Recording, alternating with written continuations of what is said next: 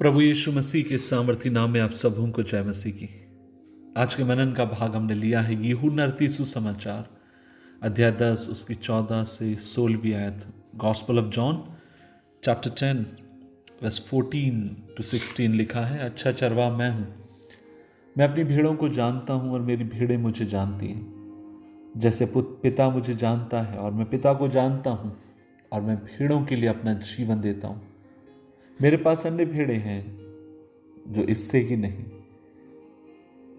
मुझे उन्हें भी अवश्य लाना आवश्यक है। वे भी मेरा शब्द सुनेंगे और एक ही झुंड और एक ही चरवाहा होगा। अजीजों, आज जब आप और मैं परमेश्वर के वचन में जब आप और मैं देख रहे हैं, खासकर आज मैं आपके साथ बात करना चाहता हूं कि प्रभु यीशु मसीह के जो रिश्ते के बारे में, किस तरीके का रिश्ता उनका अपने लोगों के साथ है। और यहां पर आप और मैं देखते हैं कि एक सुंदर चित्रण किया गया है कि प्रभु यीशु मसीह हमारा चरवाहा है।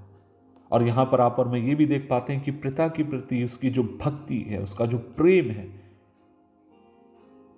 और उसके कारण, और आपके प्रति मेरे प्रति जो उसका प्यार है, उसके कारण आप और मैं देखते हैं कि प्रभु यीशु मसीह आपके लिए मेरे लिए क्रूस पर अपने जीवन को देता है। उसका क्रूस पर जीवन देना वर्णन के बाहर है। मैं आपसे इतना कहना चाहता हूं कि परमेश्वर अपने झुंड की रखवाली करता है। यीशु मसीह ने कहा कि मैं अपने पिता को जानता हूं, अब मेरी भेड़ें मेरे शब्द को पहचानती हैं। अजीजों, हमेशा मैं इस बात को कहता हूं कि जब आप और मैं आज इस दुनिया की जद्दोजहद में जब खोए हुए हैं, जब चारों तरफ आप और मैं परेशान हैं, व्याकुल हैं, नाना प्रकार की चिंताओं से और चुनौतियों से जब आप और मैं होकर जाते हैं, इन सब के मध्य कई बार मुश्किल होता है अपने चरवाहे की आवाज को पहचानना, क्योंकि इतनी सारी आवाजें गूंज रही होती हैं, क्योंकि इतने सारे शब्द आपके मेरे कानों में घूम रहे होते हैं। लेकिन एक सच्ची भीड़ की जो निशानी है वो ये है, वो अपने परमेश्वर के, वो अपने पिता के, वो अपने चरवाहे के शब्द को जानती है। आज एक बात मैं आपसे कहना चाहता हूं। आप मुझसे पूछ सकते हैं कि भाई मैं अपने पिता के शब्द को कैसे जानूं? मैं आज आपसे कहूं, बहुत सरल है। परमेश्वर के वचन के साथ समय बिताइए, प्रभु के वचन को मनन करिए, प्रभु के वचन को पढ़िए, पढ़ते रहिए, मनन करते रहिए, और आप देखने पाएंगे जितना अधिक आप उसके वचन के साथ फैमिलियर होते जाएंगे, या जितना अधिक घनिष्ठता में आप उसके वचन के साथ जाएंगे, उतना ही अधिक आप उसकी आवाज को पहचानने में सक्षम होते चले जाएंगे। क्योंकि आपको पता है आपके पिता की आवाज किस तरीके से आपका पिता आपसे कठिनाइयों के मध्य, चुनौतियों के मध्य कैसे आपका परमेश्वर आपसे बात करता है।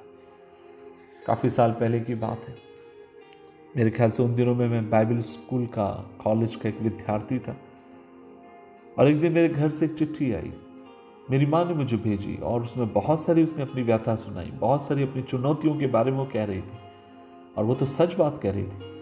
और जब मैं उसकी चिट्ठी पढ़ने लगा, मैं अंदर से टूट गया, निराश हो गया, और मैं कहने लगा, प्रभु मैं अपनी माँ की कभी कभी मदद कर पाऊंगा क्या? मैं अपने परिवार की कोई सहायता कर पाऊंगा? और तमाम प्रकार के विचार और नकारात्मक सोच मेरे मन के अंदर चल रहे थे।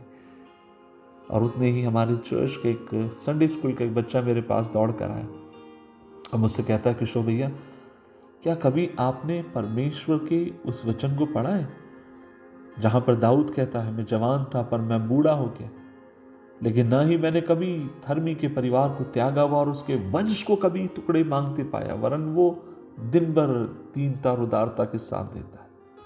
और जैसे ही उन्होंने मुझे, इस बच्चे ने उस वचन के बारे में मुझसे कहा, मुझे ऐसा लगा इसे परमेश्वर मेरी परिस्थिति में मुझसे बात कर रहा है और कह रहा है कि किशोर, तुझे घबराने की जरूरत नहीं है, क्योंकि मैं तेरा परमेश्वर हूं जो तेरे परिवार और तेरे लोगों की एक एक आवश्यकताओं को पूरी कर सकता हूं। उस दिन मेरे चरवाहे ने मुझसे बात करी और मानो चुनौती एकदम से छूमंतर हो गई, एकदम से मुझे छोड़कर चली गई। कहने का मतलब यह है, प्रभु की आवाज वास्तविक है, प्रभु की आवाज सच्ची है। दुआ करें, प्रभु जी हम धन्यवाद देते हैं, आपने क्रूस पर हमारे लिए अपने जीवन को दिया, लेकिन आज हम ये भी दुआ करते हैं कि हमें अनुग्रह दे कि तेरे वचन को हम पढ़ें, तेरे संग हम समय बिताएं, और हम जानते हैं तू वह खुदा है जो हमसे बात करता है। कृपा दे पिता, यीशु मसीह के नाम से मांगते हैं, आमीन आमीन आमीन।